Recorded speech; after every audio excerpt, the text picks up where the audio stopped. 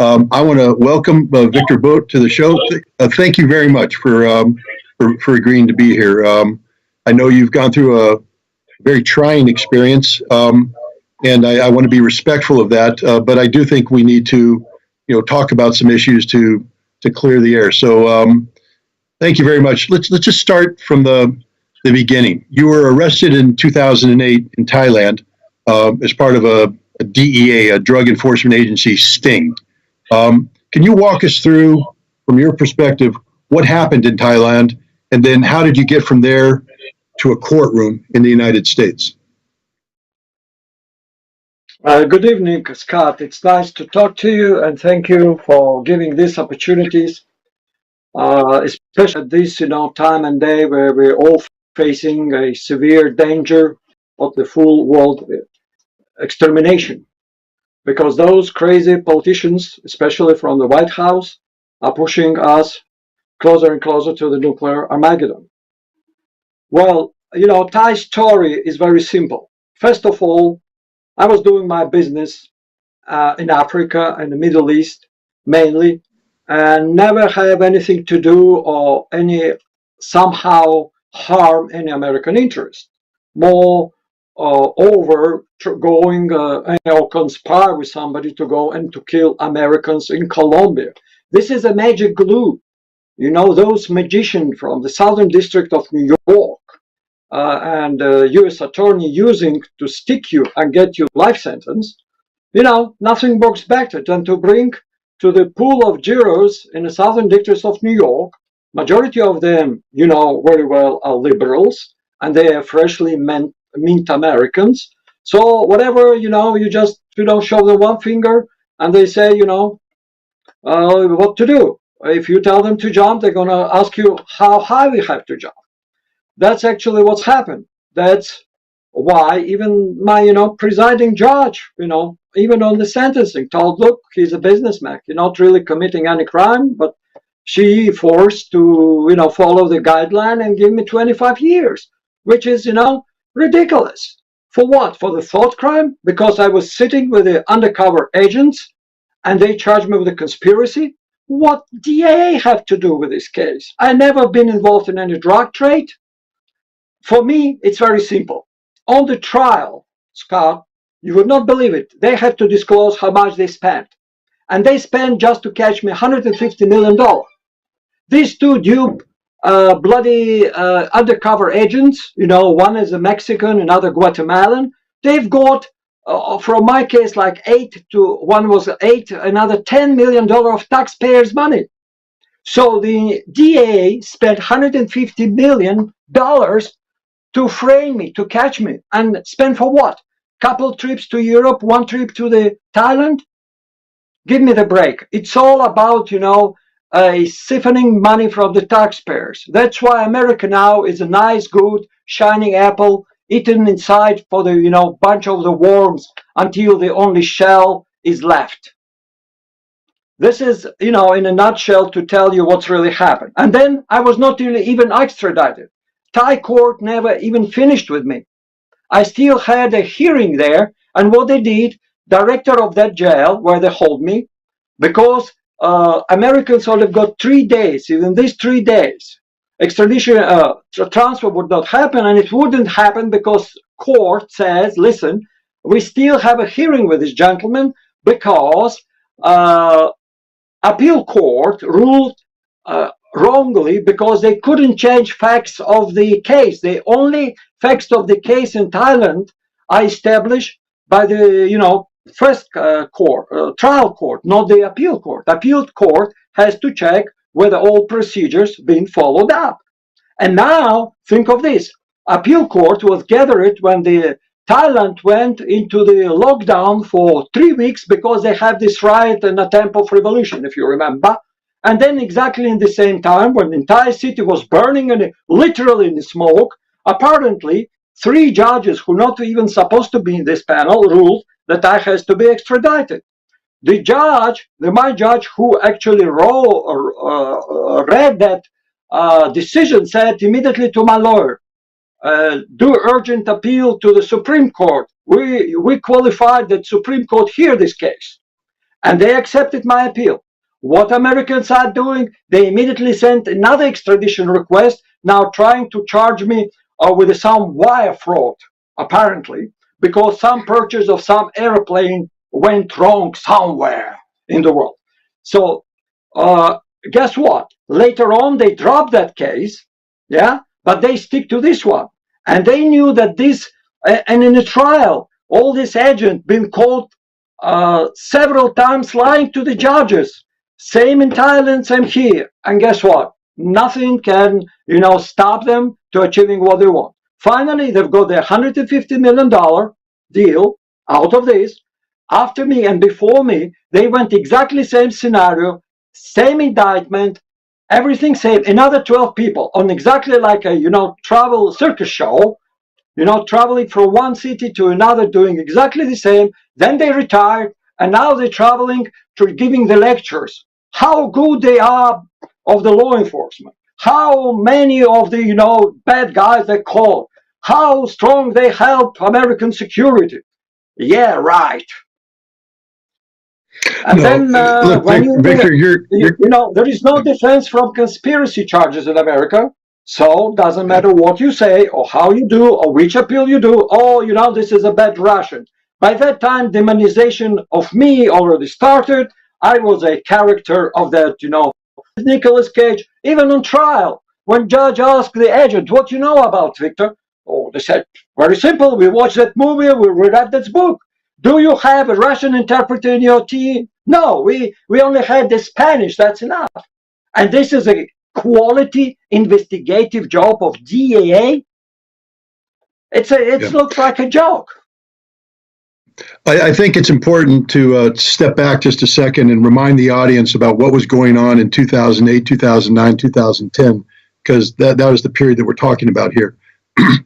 The United States was engaged in a policy of regime change in Russia, where they were actively trying to keep Vladimir Putin from coming back into office after he did the swap with Dmitry Medvedev.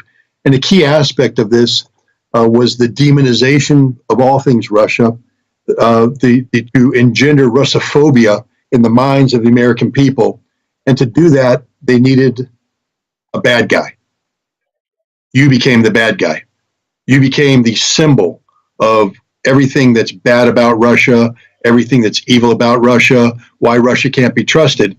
Now, they can't tell that story honestly because, the reality is, in the United States, we have a saying, you may have heard this, that we can indict a ham sandwich, meaning that a prosecutor could go before a judge and they can indict a ham sandwich. You unfortunately became the ham sandwich for Russophobia, and you were brought in.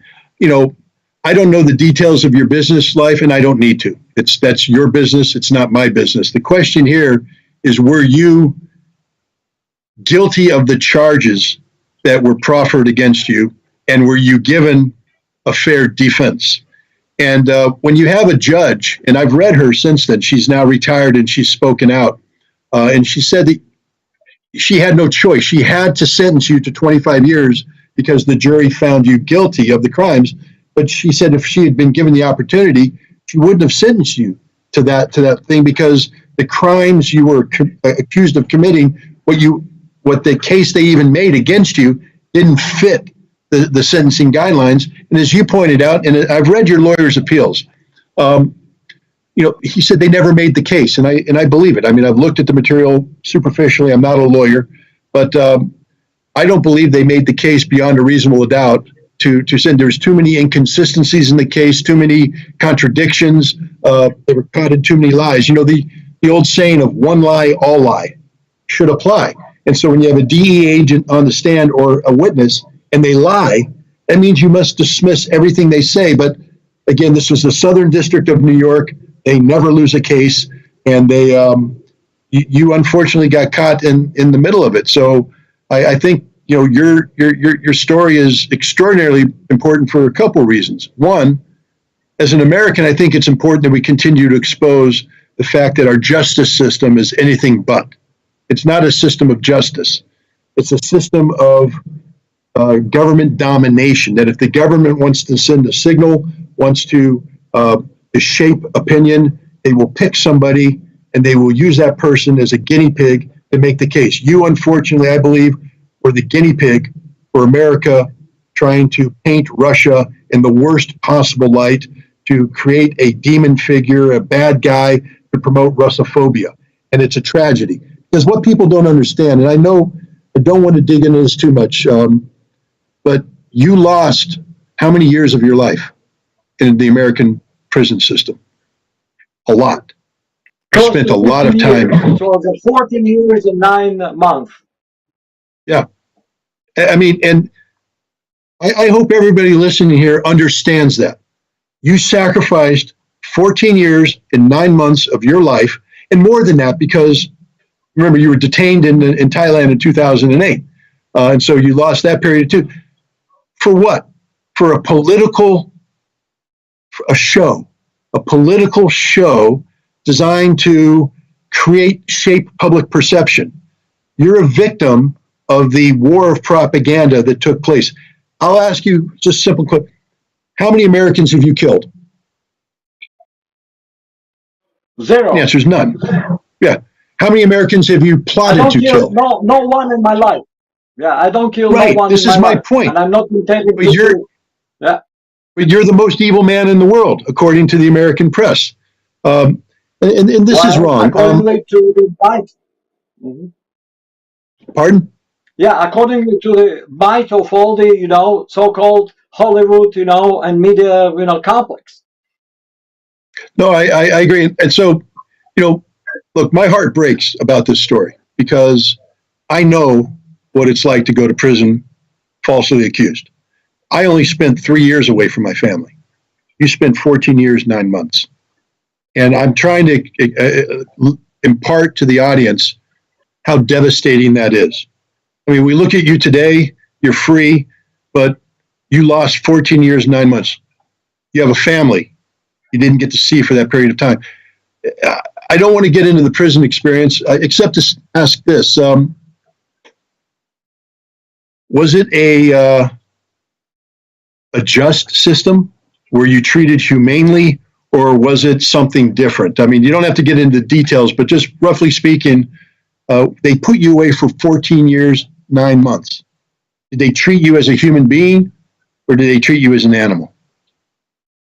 Well, it's, in MCC, they treat you like an animal, like a wild, animal, 3-month hold, and all kind of the stuff in 10 South. It's a most inhumane, I guess, lockup in the world. And I was very glad that the MCC was shut down finally, for everything happened there. And I do believe, American people sooner or later will do investigation about your justice system and persecute those who organize it and run it that way. About USP Marion is different story.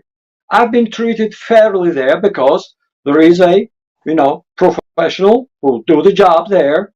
And I try to stick to certain rule of respect. And I have a lot of respect to those correctional officers who've been in a USP Marion.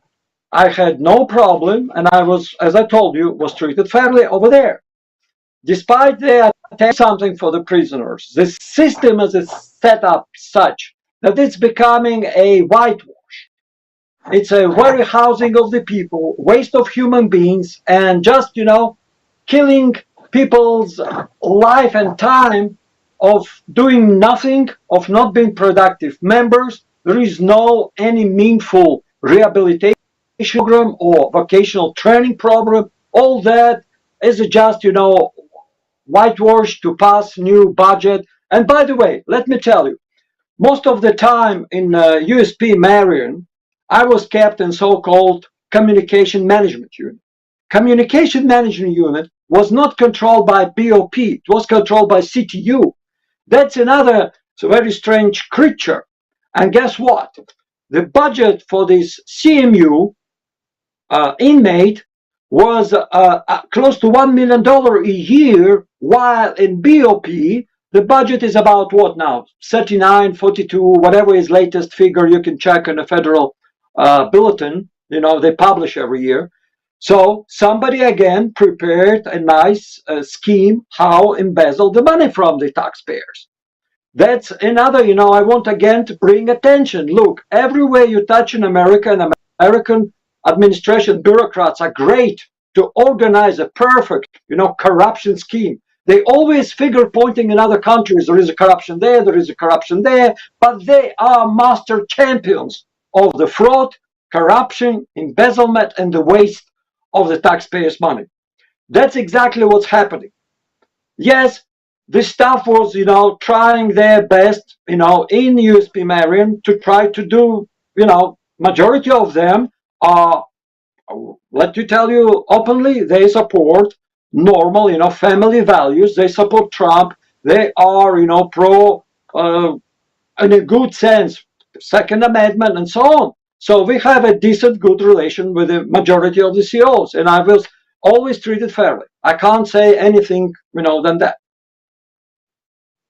But overall system, I guess, if nothing was done very soon, you guys, it's all remembers me the last years of Soviet Union, when, it's a lot of talk, it's a lot of problem out of blue, and nothing does, absolutely nothing about that.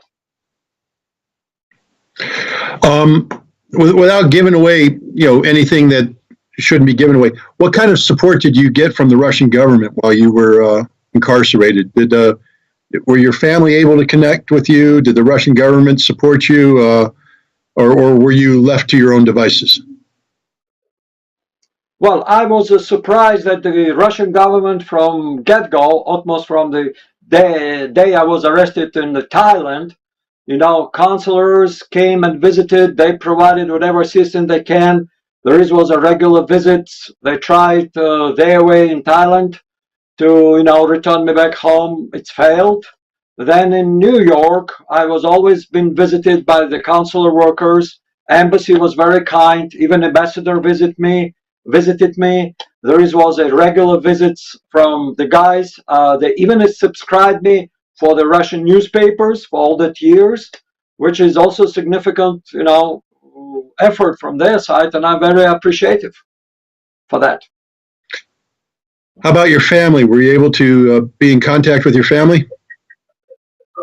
Yes, there is a BOP runs that, telephones, you can call your family.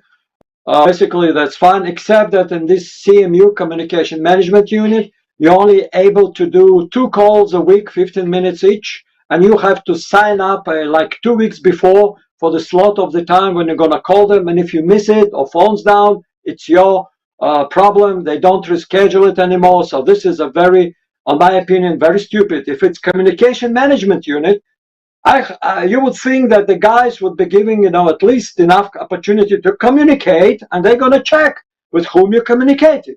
No, it's opposite. It's only name. They're never interested really to do nothing. In this communication management, there is no any programs. Nobody talks to you. Nobody does anything about that. It's just, keeping you there. It's like warehouse, human warehouse. Yeah, no, the tragedy. Question I have for you is, what was it like when you found out you're going to be released? I mean, when did you find out you're going to be released, and how were you prepared for that? Well, with all this brouhaha, what was happening in American media, after the Brittany Griner was sentenced, it was clear that, something going to happen. Only thing I didn't know when. So I was surprised, but not, completely surprised. I was expecting that something like that can happen. They came early in the morning, about 4 o'clock. They brought up the boxes. So they tell me, pack, you were leaving with all your stuff. I packed my stuff. And when, marshals show up to pick me up, again, CTU intervened and to say, hey, he can't get his thing. So they send me without my, books, my legal paper, my photos. I only received them, 2 days ago.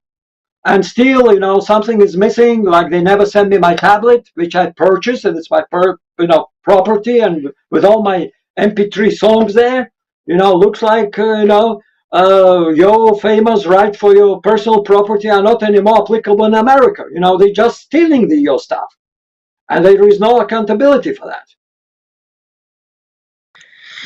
How were you received when you came home? When you arrived back in Russia, how did the Russian government receive you? I'm sure your family received you very happily, but how about Russian society? Had they forgotten about you? Did they know who you Well, were? I guess Were they supportive of your case? I was surprised that in our Russian society, I'm kind of celebrity. Everybody knows me. Even I go to shopping mall or somewhere, everybody recognize me. Wishing me, welcome back home. That they've been, worried about me, supporting me. So it's overwhelming. I'm very grateful for Russian people that they show that character and the support they're showing to me. It's overwhelming, and I'm very glad to have that kind of reception here back home.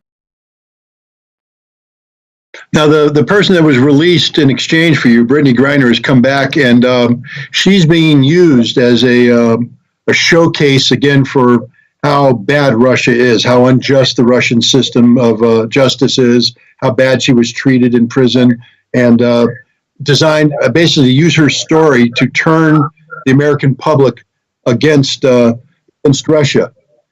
You have a tremendous justification not to like the United States. You have every right to hate Americans. And maybe you do. But what is your feeling today about the United States? You went through this horrible experience. You witnessed firsthand the absolute lies and deceit of the American justice system. You were, wrongfully denied 14 years, 9 months of your life. And now you're in Russia, and you're taking a look at the state of relations between the United States and Russia. Do you want Russia to improve relations with America? Do you think Russia should have good relations with America? How do you feel about the United States? Well, let's split, this in two different categories. There is American people and there is an administration of a White House who pushing this policy on the people. I see the America right now that the American people are actually the guinea pig on which globalists trying to execute what they want to do all over the world. They're trying to destroy families. They're pushing up LGBTQ plus, whatever more pluses are coming. They're flooding the country with drugs. And my experience was very interesting. All this time I spent with Americans from rural, Southern Illinois, name it, Missouri, Tennessee, Florida, Texas, all over the country. And I learned a lot from these people, how they live. We share a lot of experience, how we grow up. And guess what? We're sharing more in common than we have differences. I believe that the character of American people and character of Russian people has a lot of common, which we can share. I don't see why we can't have a good relation. Look, traditionally, Russia was one country who helped United States to fight for independence, and then several times supporting, sending even flotilla during Napoleon Wars to the United States to prevent attack and so on and so on. We've been allied during World War II, and now apparently Russia is evil and you're trying to destroy us. I understand, during Soviet time we have ideological differences, but right now, look, is a more capitalistic that I would say Europe, we're less socialist than anybody else. It has a good and bad sides too. But what really worries me now with this situation in Ukraine, and you did a lot of, good shows about what's going on in Ukraine, that this is a really slippery, slope which lead us to the catastrophe. Initially, we thought, hey, this special military operation will run and Russia want to solve it as like a family fault. Look, my family has a family in Ukraine. We all intermingled and intermixed. But think of this. What would American people will think if Russia one day will, arm, train, let's say Mexico, and tell him, hey, you need to recapture the Texas. You need to recapture the Florida. You need to recapture New Mexico and California and Colorado because it used to be, for instance, this one. And then You know, we're going to supply them everything they need. You know, thousands of the Russian javelins, you know, many, many thousands of the Russian Stingers. And finally, we're going to send the, you know, Russian C-400, 300, name it. Will your people like it? No. So the proxy war, sooner or later, we will go into the, you know, full contact kinetic war, as your general says. And where is the end of it? And this is dangerous situation. And then we, you know, people feel, and the all consequences of decision of your politician will fall. How we ends up in a, you know, nuclear exchange? How we ends up in else? It's a big, serious question. But unfortunately, you know, I don't see these days any anti-war movement in America much. You know, yeah, there is a couple of guys who are criticizing Zelensky, maybe you, maybe, you know, Tucker Carlson, maybe somebody else. But apart of that, it's like a silence. Everybody, yeah, everybody waving Ukrainian flags. Yeah, let's go to the war. It looks like they are, you know, rooting for some team which is playing international, you know, whatever, you know, league of the football. But guess what? These dangerous games, and, you know, I wish, you know, that the people in America wake up as sooner as better, and tell to their politician, hey, stop this madness. It will not end up. Russian people are decided to defend our interests and our people in Ukraine. Ukraine is artificial state. It shouldn't exist. And at this level and at this form, especially with the Nazis, what's happening now that the Nazism again reborn in Europe, and Ukraine is their launch pad. Tomorrow, Germany gonna declare that Hitler is now national hero, not a criminal anymore. Why? Because Bandera now legalized in Ukraine. And what is difference? Tell me, what is the difference? And we and you, Americans, and the French and the British, we fought against that evil, you know, ideology. And now, apparently, we're fighting again, but this time, your government's on another side. They're supporting Nazi ideology. Where it will lead us? Again to the full-blown World War III? Rick, it's very dangerous situation, and I'm really concerned about this. And I don't see anywhere with this reaction of the politician of Europe. They like a sleepwalking to this war. Everybody talking like a talking heads. Oh, let's go destroy Russia. Let's go destroy Russia. Guess there was no in the history that anybody was able to destroy Russia. Yes, Napoleon went and took Moscow, but guess what? In 1 year, all his army was eliminated. And this is how this war will end. I'm sorry, I'm very emotional, but try to understand me as a Russian person. You know, coming back home and understanding, I went to these, you know, freshly liberated territories of Lugansk and Zaporozhye territory, and I spoke to these people. I know what's going on from the first hand. I see what kind of the atrocities these Ukrainian neo-Nazis committing.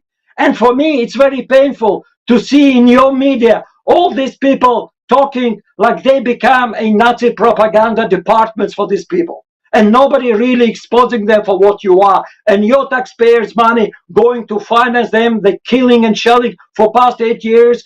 How many kids in Donbass was killed by these neo-Nazis? And now all shelling happening in Donbass is by the, you know, ammunition supplied by the Americans, by the French, by the Germans. And now they're saying, yeah, we're going to send the Patriots. Okay, send the Patriots. Oh, we're going to send them Abrams tanks. We're going to send them Leopard tanks. Okay, you know, we have anti-tanks, you know, weaponry. We're going to burn them. But it's what? They want to fight to the last Ukrainian? Nobody talks how many Ukrainians really died there. Nobody even tried to see the tragedy of those Ukrainians who are suffering under this regime because for past 8 years, their security service, anybody hope and any opinion was immediately put in upside or killed. It's worse than it used to be during the Stalin regime and back in the Soviet times. First of all, Victor, you don't have to apologize for getting emotional. This is your country. This is your history. This is a tragedy that's taking place. So you have every right to be emotional about this. And I think it's important that people who are watching see your emotion. you know, so often the airwaves are full of people who speak calmly, and they speak as if there's no big problem. Everything's going to be calmed down. No, we need people like you to speak openly, emotionally about this issue. You've earned every right to speak emotionally, so don't worry about it. I appreciate and I support your emotion because it's much needed in this this larger discussion. You know, you spoke earlier about the relationship you had with Americans who were incarcerated with you at Marion. I just have a simple question, I guess. How did they treat you as a Russian, and what was their opinion of Russia? I mean, these are people that probably come from working class backgrounds. Did you find that they had been propagandized when they initially met you? Did they have a certain opinion of you, what you know, who you are, what Russia was, or did you find that they had a realistic appreciation for you as a human being and for the Russian people as fellow human beings? You would be surprised, but you know, I've got a lot of interest from, you know, from Middle America to find out what Russia is. And last, you know, maybe 4 or 5 years, majority of the guys was asking me how they can get to Russia. They said, we're done with this country. We don't want anymore. We want to immigrate to Russia. And I really believe that Russia offers now tremendous opportunity. With the all collapse of the normal society, with the normal family values, where the religion is still, you know, religion, where the family is still family, where the school are not talking your kids how to, you know, practice, you know, anal and oral sex to the first graders. You know, Russia looks like a really attractive place to be. Yes, we have the problems here and there, but, you know, I found Russia tremendously improved with a first-class infrastructure, with a Moscow, with a mass transit system.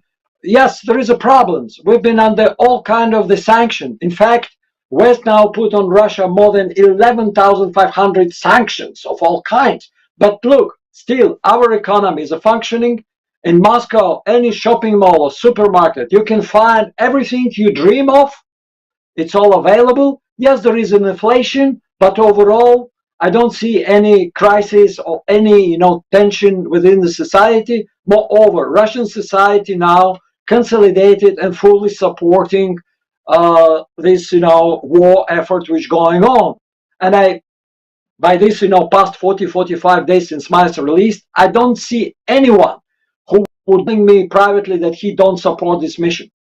They even more, they're saying, look, we're frustrated why our, you know, army cannot hit them hard.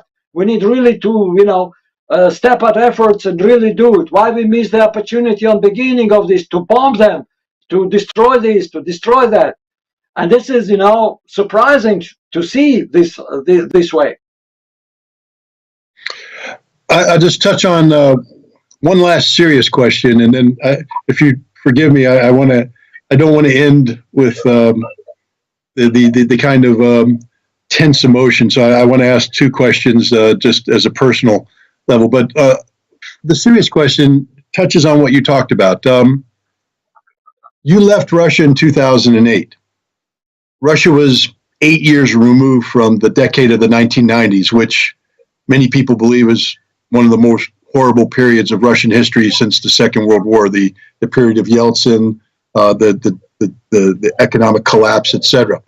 And so in 2008, you still had that. You returned in 2023. We've been told in America that Vladimir Putin's the worst thing that ever happened to Russia. We've been told that the Russian government doesn't care about the Russian people, that it's a corrupt government, that the Russian people are suffering because of this government.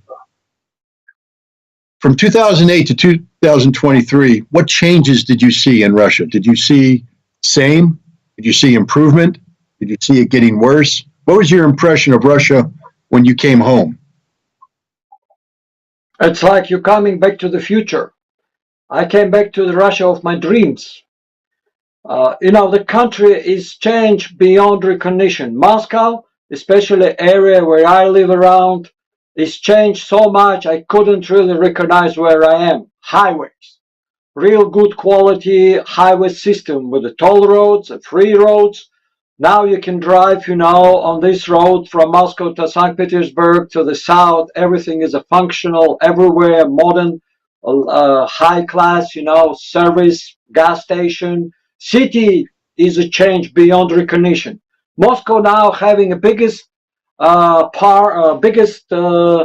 electrical buses fleet in the world, and they're buying them like crazy.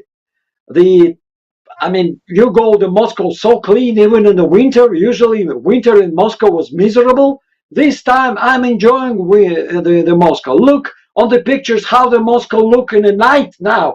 Man, I myself sometimes, just overwhelmed with this. It's like you're looking at this, you can't believe what they did to put so much lightning, so much, all kind of everything is happening. There is all kind of Moscow government good for it, but as well as other cities. And, despite economical difficulties, whenever I talk to my, friends, my family, everybody has improvements in their life. Nobody tell me that life became intolerable or something. Yes, there is up and downs like anywhere in the world. Somebody is more successful, somebody less. And I understand that Russian government also time to time do, mistake, but at least they openly recognize them and trying to fix them. It's good that normal people can address their grievances, and usually, these grievances get, proper attention, they quickly fixed. Yes, we need to work on a lot of the issues, but remember that Russia for past 100 years, at least 3 times, like in history of my family and all families of Russian people, we've been losing everything at least 4 times. All property, all money, nothing was really passed from generation to generation. And every time we start again, accumulate something. And right now we have a literally somewhat peaceful period, maybe of 20, 25 years. And what we want to do, we just want to be left alone, not to be disturbed, not to be, brought up into this, war, and develop our society. We need to pay attention. And we have a huge country. We have so many opportunities for investment, for the work. Believe me, it's unbelievable what I'm seeing here, and unbelievable how I'm feeling about future of the Russia. But before that, we need really to solve that problem. And I really wish that American people, one of these days, gonna, take their proper decision, and eventually, sooner or later, we have no other choice but have a good relation with America for the future of this planet. Without proper relation between Russia and America, there is never be any stability or peace in this planet. And that's why I know that globalists will fail. Finally, people who support a right, case, gonna win in America, prevail, and then Russia will have a good relation. From your lips to God's ears. Let's pray for that outcome. Now, Victor, you have to forgive me the next 2 questions. They're personal questions. You're welcome. You speak very good English, and your bio suggests that you may have attended the Moscow Institute of Foreign Languages. Did you graduate from the Moscow Institute of Foreign Languages? I graduated from the Moscow Military Institute of Foreign Languages. Okay, because my wife graduated in 1988 from the Moscow Institute of Foreign Languages, Maurice Thérèse, and I was just wondering if you and she happened to be classmates. No, and then the last... she knows about it. We've been their military equivalent for army. She knows about it. Yes, she does. Okay, and then the last question again deals with my wife, and please forgive this question, but Nicolas Cage is her favorite actor. What did you think of Nicolas Cage's role in the movie? Honestly, it's only movie survive because of Nicolas Cage there. If they would come and ask me, I would really suggest them way better script, way better story, not so, demonizing African or putting, it's really imagination. He has very little reality. with Africa and retail reality what's going on in the world. But Nicolas Cage did an okay job. Look, it's always personal. I wish this never happened, but trying to be as an observer of that, I would say he's a great actor, though he played a lot of because of his impersonation and that attachment of this hero to my name served a lot of bad for me, for which I have to be punished, because they already created the story, and it's easy then to convince the crowd, oh yeah, this is a bad guy. That's only problem I have. Otherwise, well, I wish everybody good luck and good health. They have to answer before the God for what they did. And this is an important point. Now we're going to get back to being serious. And this is how I'm going to close. You're a human being, and I hope through this discussion that we've had today that the audience recognizes you as a human being, a man with a family, with a life, with dreams, with visions, with hopes, with aspirations. And for 14 years and 9 months, you were denied this by my government. And one of the reasons why is because of propaganda. Because as we talked about the Nicolas Cage movie and how that was used against you, how it wasn't about the real you, it was about the fake you. And you were used politically by my government to create an image of Russia that was negative. And your name has become synonymous with, here in the United States, with bad things, with propaganda. The only way we're going to get out of this is to cut through the propaganda and get to the truth. And the truth of the matter is, the man that I've spoken here today comes across as a good man, an honorable man, a man who loves his country, and a man who wants peace between his country and a nation that has done so much harm to him, my country.